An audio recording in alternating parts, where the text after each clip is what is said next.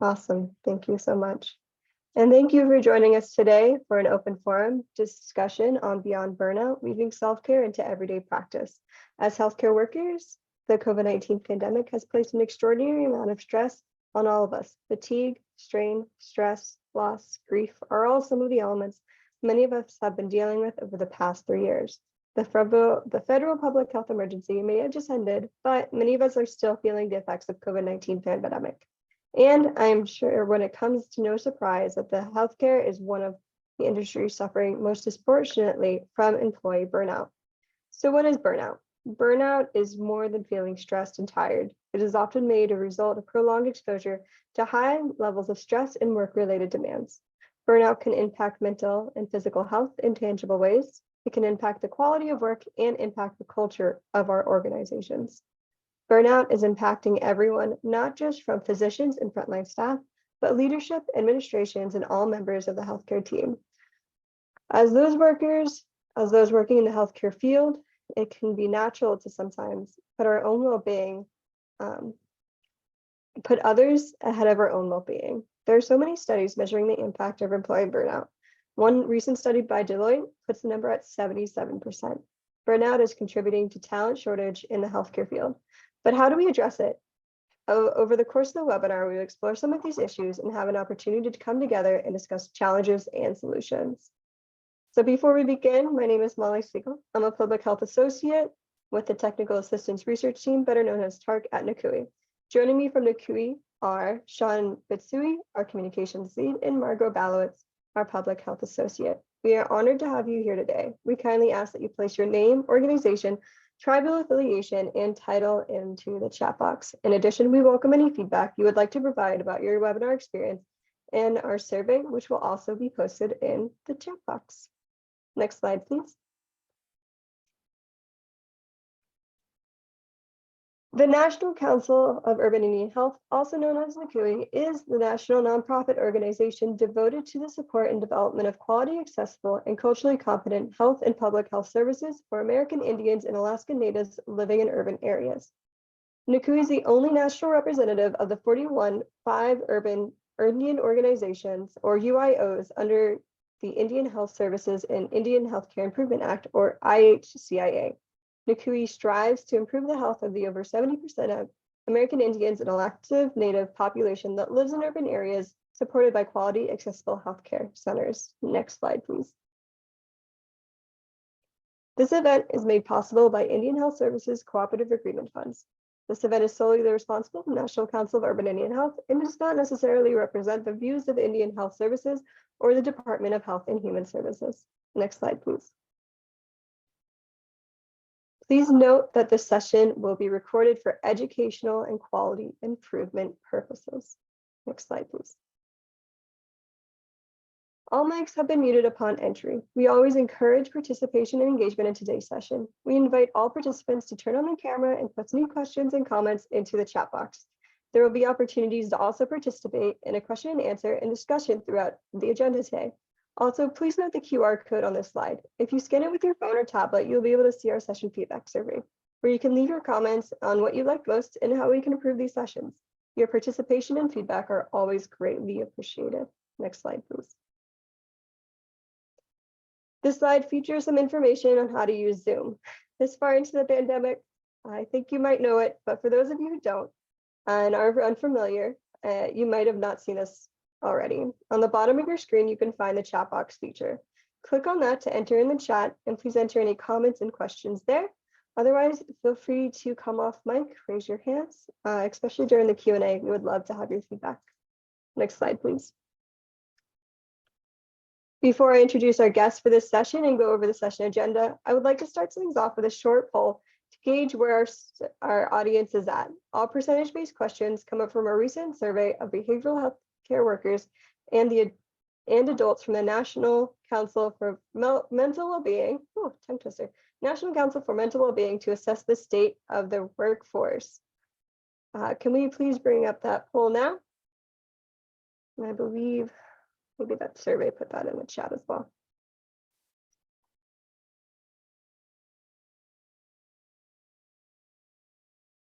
All right. So it should appear on your screens, and we'll just give it maybe half hour, minute tops. Not half hour, 30 seconds.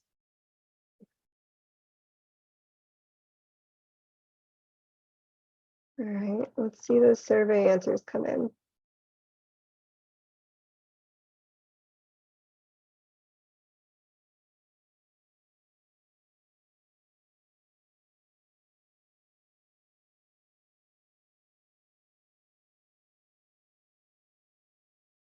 Okay. Looks like we've got a few answers coming in. I'm going to keep it open probably another 20 seconds or so.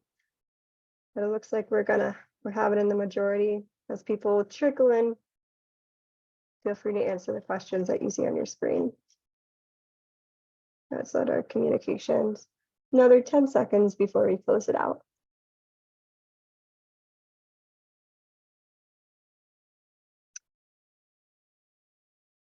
All right, Sean, I'm thinking let's see some of these answers.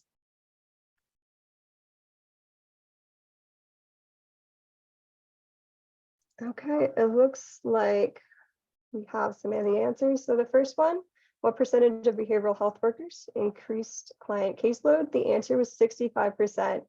So you guys were really close on that one, and I think the 70% threw you off. The second question, what percentage of behavioral health workers said they have experienced burnout? The answer was 93%.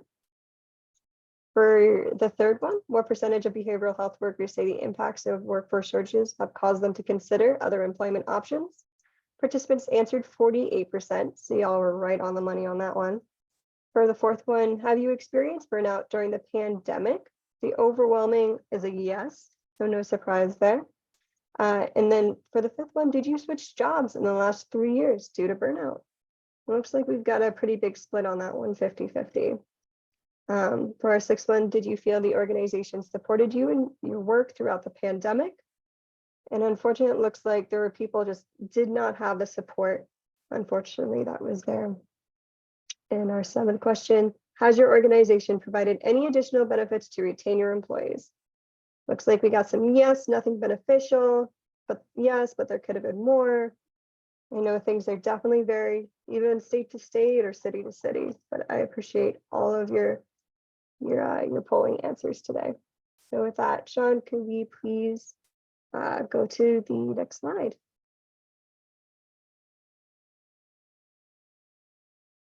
Awesome, thank you so much. So this is a quick overview of today's session agenda.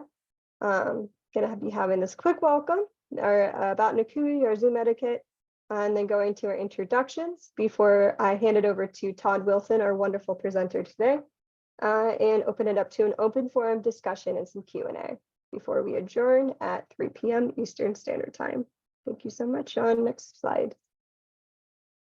The learning objectives from today's session are: identify unique self-care challenges faced by providers and clinicians because of the COVID-19 pandemic, identify strategies and create a plan to reduce stress in the workforce, in the workplace, explore methods of transforming workplace culture that promotes well-being and resiliency, and participate in an open forum discussion on the Beyond Burnout. Next slide, please. All right, today's presenter.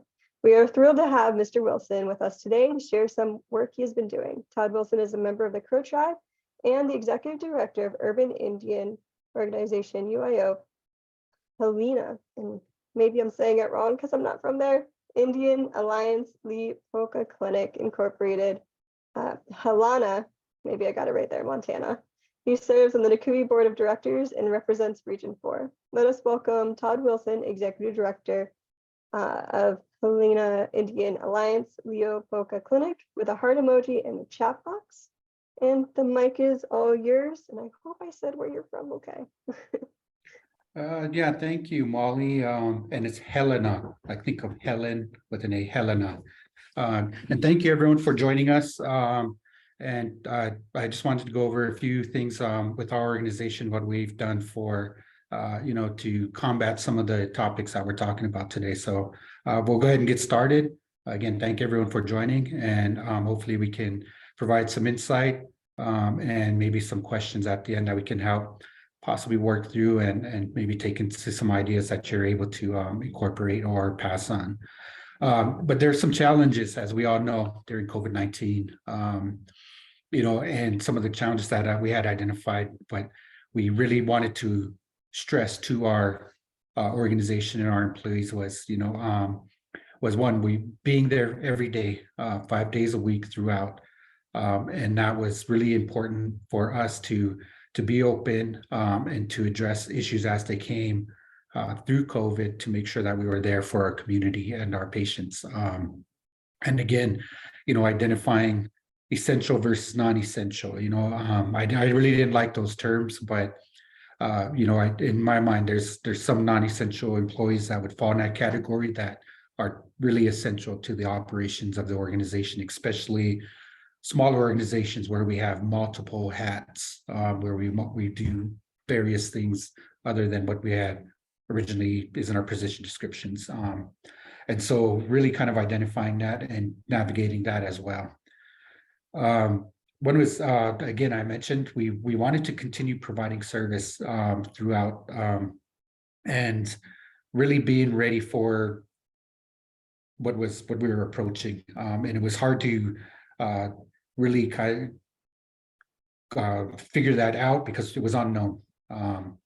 But our staff was pretty good at really taking the situation at hand and applying it in the work setting. And one of the things that we constantly reminded our employees were, public service is not for everyone.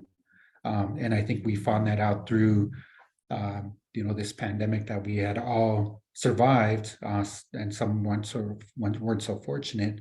But we really needed to be there for our clients and our community. That was important for us as an organization, for me as the administrator, to make sure that we were there through this pandemic, and we had to figure out how to be open, how to stay open, and how to continue to see our clients and without skipping a beat. And that was one of the challenges. We had to work through those as we're moving forward. And of course the limitations, what we could and couldn't do, what we can and can't do. The rules that were set up, whether it's through IHS, through CMS, and really getting creative to find alternate solutions to those rules, so that we could provide a much needed service. And many times, we were the only, our providers, our counselors, we were the only face that a lot of our community had seen in days. They would come in to go to their appointment, go back home, and they would stay indoors. And it was really important. And we heard through feedback that they were happy that they were able to see somebody face to face through the pandemic. Of course, we had all the precautions in place. And of course, the unknown. And we needed to support our staff in this pandemic. We would play it week by week, changing constantly, and we really didn't know, the outcomes of this and how long we'd be in it. So really just supporting our staff through this process, because we were all in it together. We really didn't know how long we'd be in it, what the end results would be. We're still dealing with that right now. Next slide, please. So strategies to that, our plan was simple here at HI, Helena Indian Alliance. Of course, we had to follow the guidance issued by federal agencies and adhere to those, and stay open for services. We closed all of our outreach, our community-based programs. Of course, we couldn't gather, so we suspended those programs, but we stayed open for services, face-to-face services. That's clinical behavioral health, substance abuse.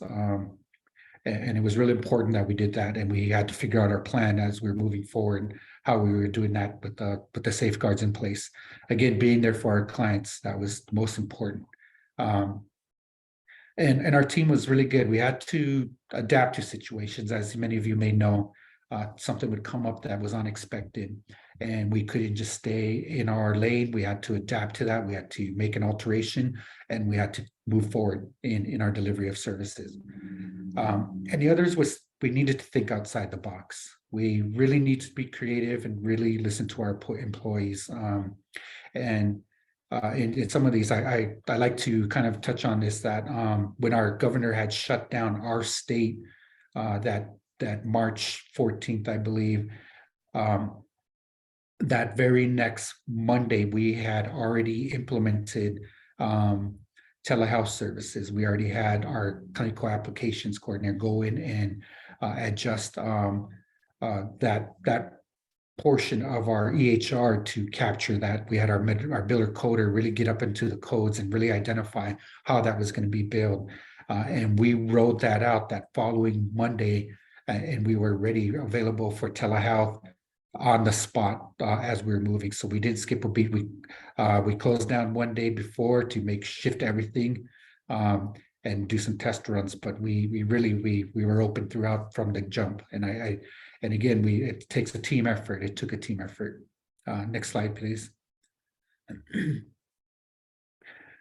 And then through doing that, making sure that we stayed open, making sure that we saw our patients, making sure that we were there for our community, it would really turn attention on us as administrators to take care of our own, take care of our employees, take care of our providers, take care of our staff. And so what we did right from the jump, again, is we implemented a hazard pay differential for all of our on-site employees. And that was a 20% to their base wage. And I went to the board, and it was something that needed to be done. We were putting our providers obviously in this situation. We were telling them that they needed to be here. So we really needed to figure out how to compensate them in this, as we're moving forward to the pandemic. And again, that was for all on-site staff.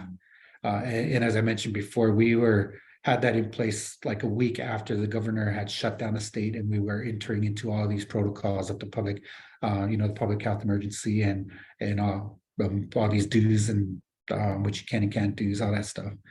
Another thing that we did was in moving forward, we identified individuals that really didn't need to be on site, which you would consider your non-essential workers. And I paid for those individuals to just stay home. I said, go home, and I'll let you know when you can come back and when it's you're able to do so. And don't worry about using your PTO. Don't worry about unemployment. Don't worry about any of that stuff. I will pay you to stay home. And it took one less worry off of them as they were at home as a non-essential worker who probably we had to temporarily lay off, as some organizations did, and they would get on unemployment. We didn't want them to do that. So we paid for them to stay home. And this was months. It went on for months for them. Also, when we were implementing telehealth, when we would need a provider to provide that service, or a counselor, many times that would be at home, whether they were quarantining themselves or if they couldn't come in because of an exposure. So we paid for internet service, we paid for phone service for multiple employees to attend those meetings, attend those calls, attend those appointments. We paid for that as an organization, so they were able to join those and they didn't have to worry about adding plans or adding an extra cost to their monthly bills. And again, as we're moving on, we needed to amend our sick leave policy. And so it was more friendly to the employee, where they would be taking admin leave rather than utilizing PTO for an extended period of time. And we kept that in place for a good portion of the early onset of the public health emergency. We kind of started, as we went into the vaccine mandates and stuff, we started amending those as well. Next slide, please. And also taking care of our own.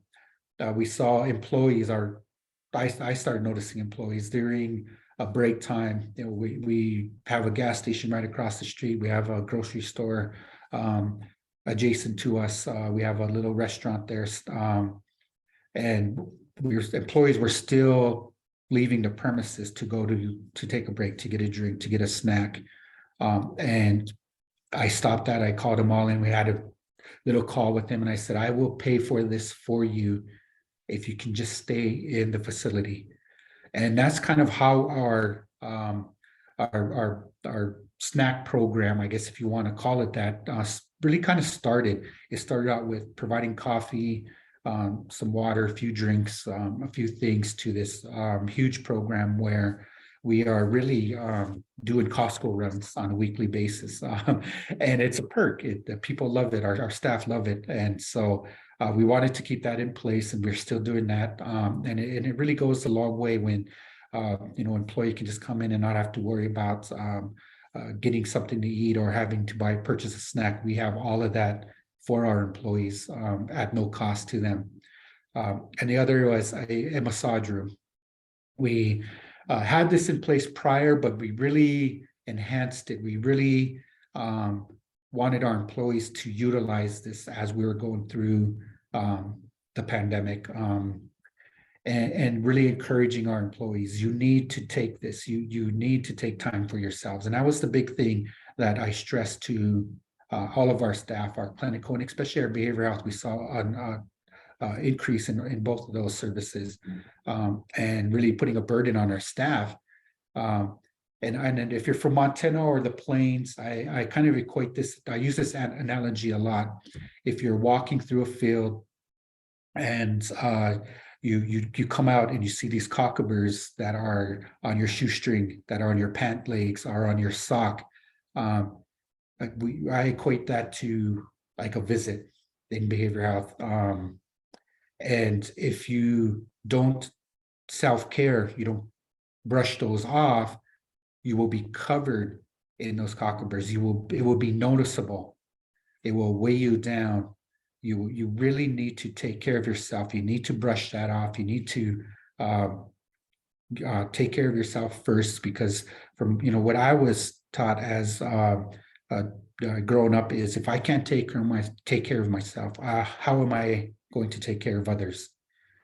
And that's what I passed on to our providers, to our staff, is self-care. How can we help you do self-care? And another one is mental health days.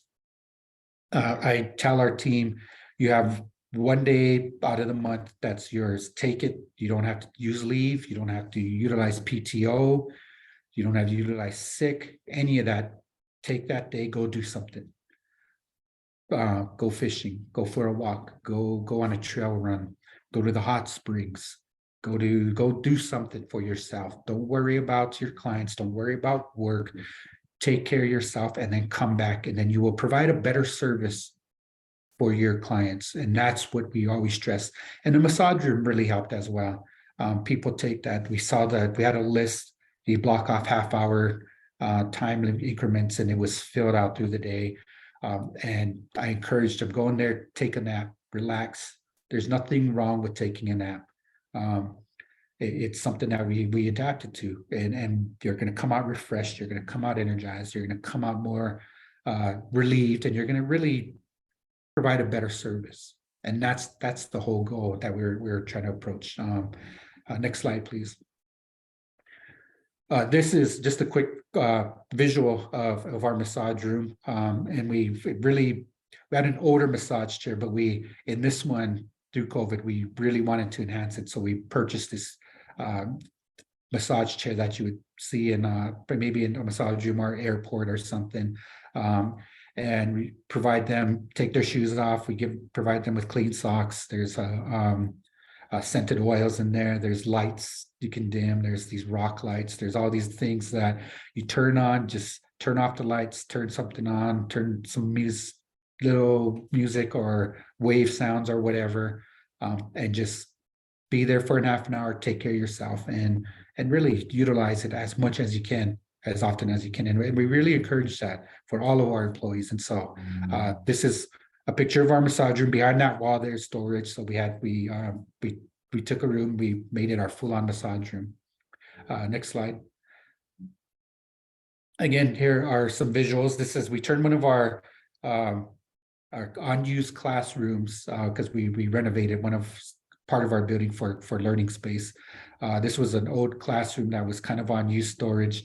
And you can see how we went from coffee and a few drinks to this huge break room / program that we provide our staff. Anybody can come in, staff members come in, go to the fridge, grab something, go to the freezer, take a meal, go heat it up. And really just wanted to have this feeling to the room that, you can just come in, relax, enjoy a snack, enjoy something, and take some time off for a break, and then go back. And others, the art therapy, we have these hanging up on the other side of the wall. Behind the picture there is these little huge sheets of paper, not little, huge sheets of paper, where they have all these little details in there, and you can go in there, and I see staff in there all the time, just filling in these little tiny spaces, and to fill in the whole the coloring sheet. And it really helps. If you don't have this already, I encourage you guys to kind of implement this in a break room. You see staff look at it, and then they somehow, the next thing you know, they're there, and they're coloring, and 15, 20 minutes have gone by, and they've thought about nothing else but coloring, which is great. And then they get back to work. And so those are some of the visuals of the things that we had implemented in our organization. And really, again, being there for our people, and it trickles out into the community. And an example I'd like to use is people wanting to work for us, as they're hearing about what we're trying to do for our employees as well as our community. One of the examples I use is we have an individual that we hired who had an offer, a higher offer, to go work at a different organization in our community. And she said, I would rather come and work for you and take less, not a whole bunch less, but I would take less to come work for you. And that was eye-opening. We're like, because we can't compete with the hospitals. We can't compete with some of these much larger specialized facilities in town, because we're a lot smaller. But a lot of the things we do, it trickles out. We've had applicants from those places to submit resumes because they wanted to work for us, even though we didn't have openings. And we hired this person. She took less pay because she wanted to work for us, and she believed in what we do. She believed in the support we give in our organization, our administration. And lastly, I just want to leave you is, we really wanted to be proactive in this approach. We didn't want to be reactive. We wanted to be proactive, and we wanted to stay ahead of the situation as much as we can, and really account for that as we're moving forward in this process. So again, thank you for your time, and I'll turn it back over to Molly. Thank you so much, Todd and Sean. Perfect. Thank you, Todd, for that wonderful presentation. And I'd ask our audience to please drop a clapping emoji for Todd's wonderful presentation and being here today. We would now like to transition into some open forum questions before we go into a Q&A for Todd and our audience.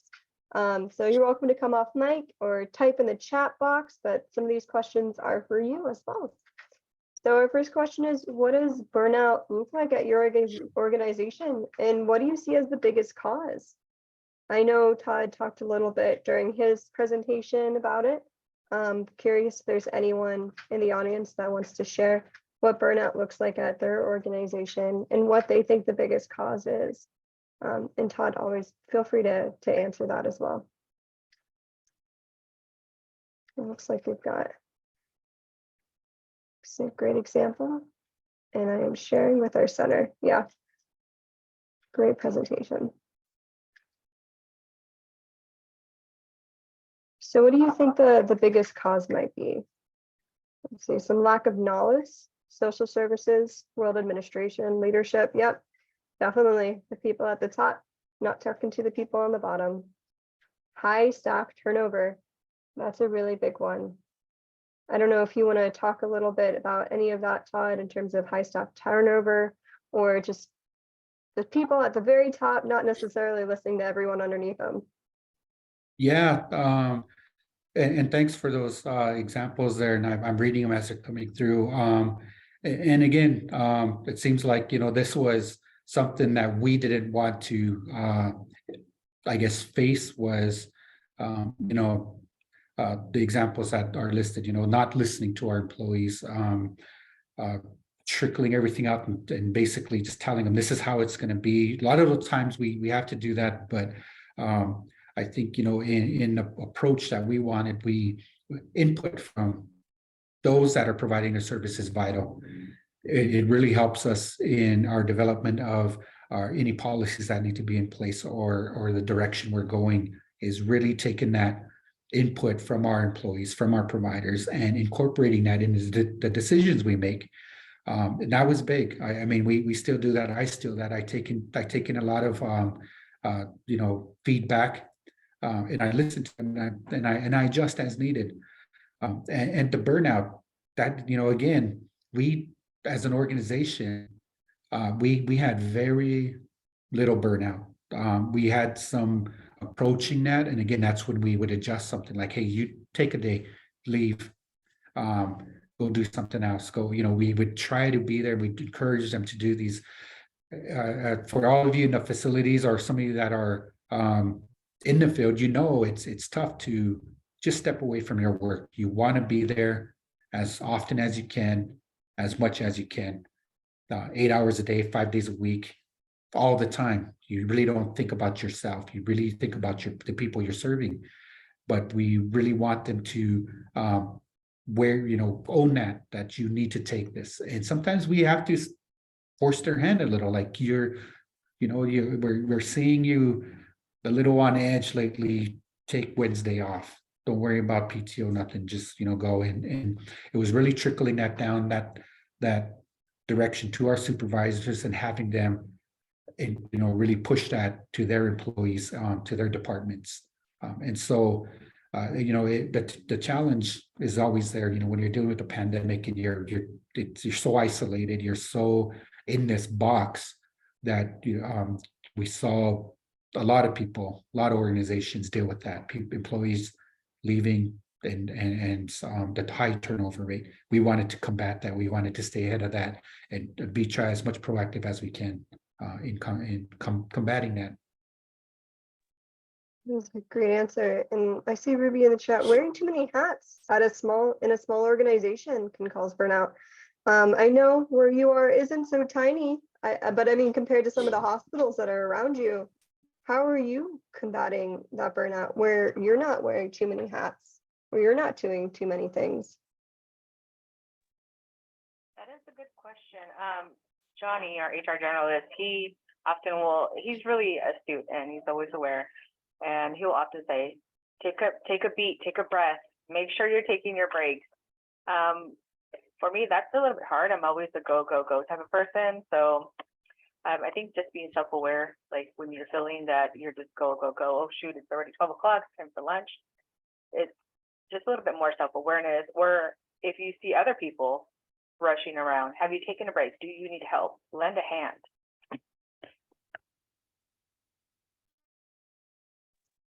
I love that so much. And then if you're welcome, I thank you for also coming off mic, but definitely just giving yourself that mantra, I can only do so much. I only have these 2 hands, these 2 feet, this one body, and just kind of having that self-check. I'm going to go into the next question before we open it up into the Q&A. I think there's 2 more, but definitely loving all this activity in the chat as well. So what are you doing at an individual level to counter burnout? And I think we answered that a little bit with our self-checks.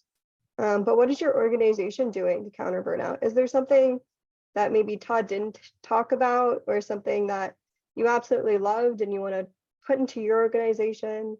Or maybe there's something like down the road that you hope would be at your organization to counter burnout, to retain employees? For sure. May I say something? Of course. Okay, thank you. I'm Tony Williams. I'm from the Urban Indian Center of Salt Lake City. And we had a lot to do with dealing with this when COVID was at its highest. And one of the things that was being left out was, I felt like we needed to work more with our elders. And luckily, we had a great director who allowed me to implement an elders program. And we have what's now called Elders Corner, and we continue it twice a month. And when they lifted the ban on, not staying home anymore and isolating, we started doing where our elders come in for 1 to 2 hours, and we do various things to help them with self-care. We've done, we've had university students come and talk about physical therapy, how to get out of bed, how not to fall. We've done crafts, we've done drum making, we've done barbecues and picnics. And we do a lot of educational components because our elders sometimes feel like they get left out on the stuff that the community is learning and has the advantage of. And so we are now, at least every other month, we provide an opportunity. Now with the new bivalent shot that's in, at our last Elders Corner, we had our elders come in and they could get that extra bivalent shot. But we also talk about awareness on all kinds of subjects. And we've taken field trips to our Natural History Museum, anything that gets them to feel like they're getting some sort of social activity, and they're meeting with a lot of other elders. And one of the good things that attracts most of our people is free food. So we always have a nice lunch at our first Elders Corner meeting, and then the second Elders Corners meeting, we usually have snacks. And we get a great turnout, and word is spreading.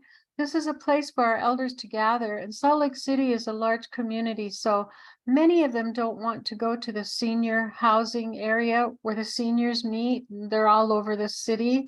So we have our own little Native community group. And what helps me is I have help with the staff on our team. And I don't always feel like I have to do everything by myself, and they're not all CHWs. They're just staff who help out. They might serve the lunch. They might call out bingo. They might do presentations. And we have a behavioral health program who really is great. So with us, the burnout, yeah, we've had a high turnover rate, but it's usually not within our particular area, but it's people who've left that really had knowledge about stuff that our elders could learn. So not to talk too much, that's what we're doing. We have a great support staff for those that are still there. So that's what we did. Yeah, Tony, that's a good, I think that's a good topic you touched upon. The elders are important. That's one of the things that we saw during the COVID pandemic, was that portion of our audience, that target of our, our people, our elders, they were kind of forgotten.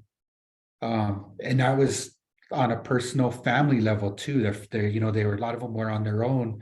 Their family was across town or somewhere else, and because of the pandemic, they weren't gathering.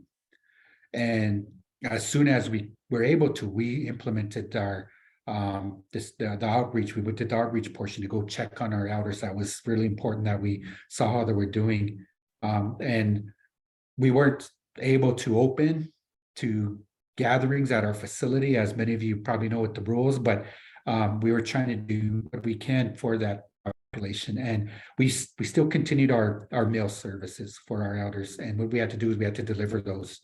And we had to make sure that our person was, full PPE, was vaccinated, and we would deliver our meals every day, because they were coming here on a daily basis, not only for their meals, but to socialize. And that was really important. And that's one of the things I didn't touch up on in our presentation, but that part, we cannot forget about those individuals and our youth. We are our youth councils, our youth groups. And so that feedback we get from them is really vital as well. And taking those and learning from them. And so I'm glad you touched up on that, because that was something that I failed to mention, but it's really important, I think, across the board, that our elders were involved, and we continue to keep them involved. Thank you, Todd. The only reason I think that even came up was because I had just joined on as a CHW, And I had worked at this center like 12 years before, and then I retired. And then I became an old lady. And I was like, hey, what's going on? We don't have anything going on for our elders. So once that lifted and we could bring them back to the center, everybody still had to wear their masks. But Yeah, I was so happy that our director saw that as important. And just remember, all you young ones, you're going to get old one day. yeah. It comes up without you even noticing. So don't forget your elders, and even Yeah. just, we can't afford to feed our elders every day like that. We are spread out throughout Salt Lake. And I just think it's wonderful. You have a community that you can do that. And I can only imagine how nice it must have been that somebody came knocking on the door with something for them to eat. Because you know what, when you get older, sometimes you don't even want to cook, and your nutrition levels kind of get put by the wayside. And I found that with myself as well. So I just appreciate that there are programs out there like yourself who do that for the elders. I wish I had that. Yeah, I've tried our community senior centers, and the food isn't that appealing for me. And honestly, it kind of makes me sick because there's so much high carbs and processed, and I can't handle that. But thank you for coming and speaking about what you've been doing. And it's given me some ideas. I took pictures of that screenshot of your beautiful break room and the R, and I thought, oh my gosh, before I leave, because I'm going to be selling my home and moving to Denver to be near my children, I am going to suggest they do something like that with that really nice picture. So we'll see what happens after I leave. yeah. Yeah, thanks to you. And again, sharing these ideas, and that's the whole goal of it. And hopefully those that are making those decisions incorporate those ideas and really take that on. And again, Tony, that was the first group we let into our facility, was the elder group. When we still had to follow all the procedures, but the whole facility, everything else was still shut down to everything else, but we wanted our elders, and then that was the first group we let in. Oh, When we I'm could. so glad. Yeah, We had several elders, and some of them were my good friends who passed away from COVID. And it was a hard thing, but our organization did what they could to help the family. Of course, we had COVID money through the State Department of Health, and that helped, but now we don't have those anymore. So yeah, the COVID levels kind of decreasing. So we've only had one elder who's had COVID in the last few months. So it is kind of slowing down, but we still are taking precautions. And I'm still, every single meeting I have, we do something about COVID. Even our bingo is on COVID. So we ask questions, and if they win a bingo, they have to answer a question about COVID to get their prize. And they don't mind because they're keeping up, and some of them tell the others the answer. And it's just so nice to see that friendship build with all of our elders. So I'm glad you're taking care of your elders. Thank you. Thank you for that wonderful discussion. I could have just kept listening to it, honestly, but I think you brought up a really good point, and I don't want to lose it because Todd, you're doing so much every single day with your organization, and I'm curious how you're funding everything that you're doing. I know I'm jumping into a little bit with the questions, but if you could go into how you're funding all of this. Yeah. That is out of our admin general fund, most of it. As we all know, when we're dealing with food, stuff like that, a lot of the extracurricular activities, whatever you want to say, those aren't funded by any of the federal contracts, federal grants, federal guidelines. So we have to really use our resources to implement these programs. So all of that, those Costco runs, that's funded by HIA, our general fund.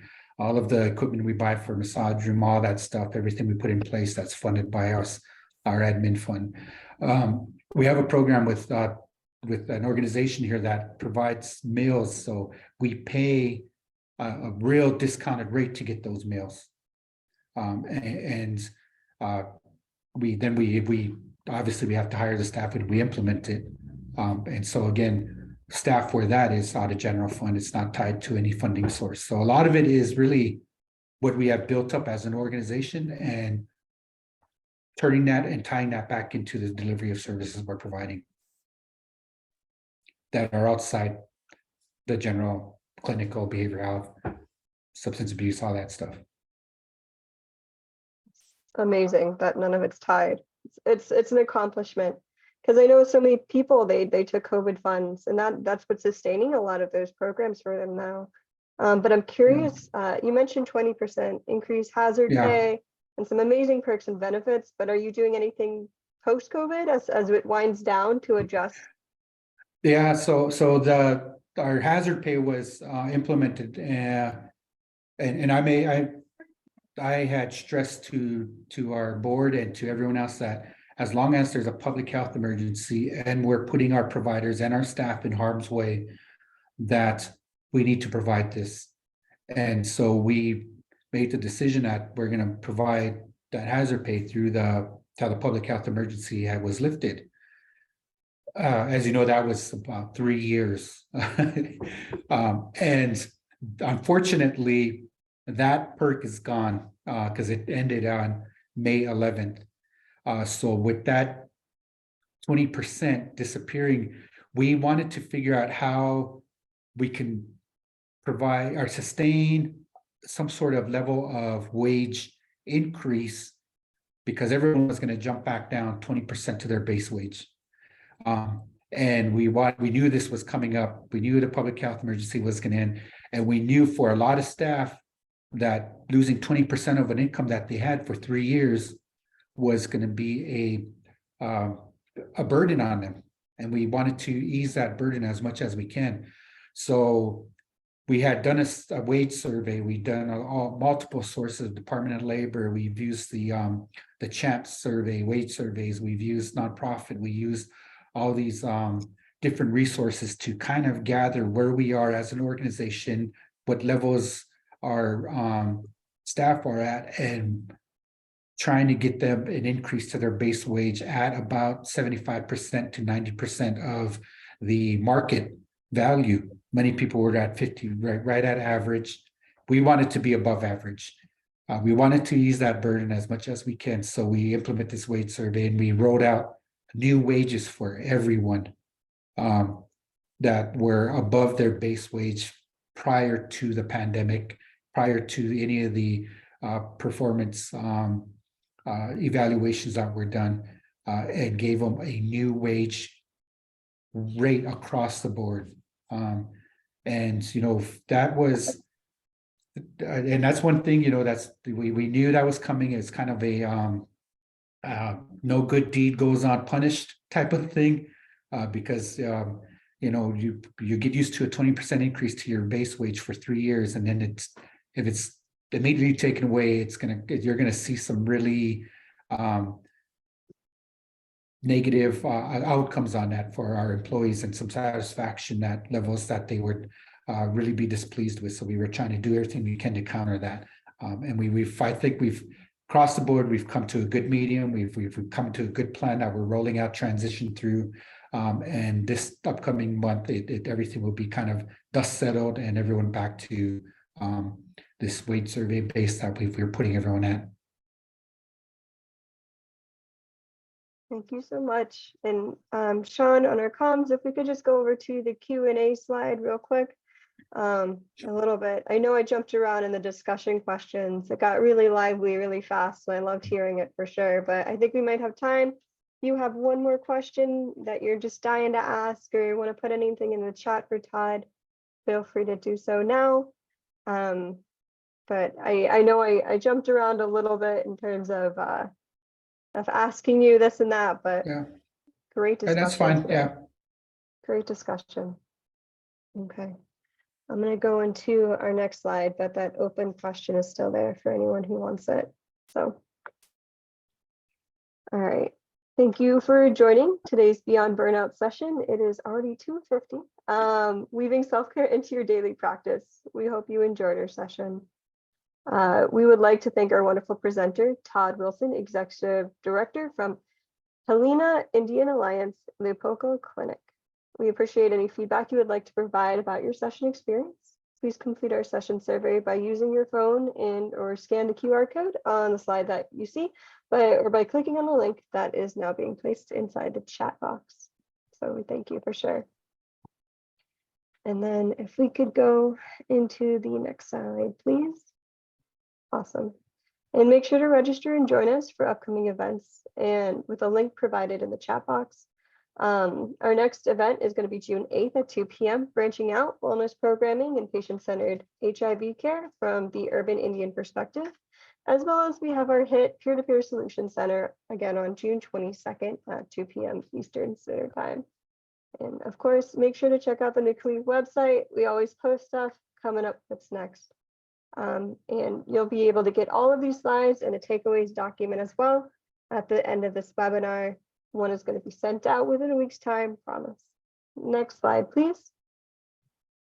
Awesome. Thank you all again for joining us today. We look forward to seeing you at our next event. And if you have any other additional questions for Todd or NCUI, feel free to reach out. We're here to support you. And thank you for such an amazing, wonderful discussion today. Definitely take that time for self-care. Thank you, everyone. All right, thank you. Thank you, everyone.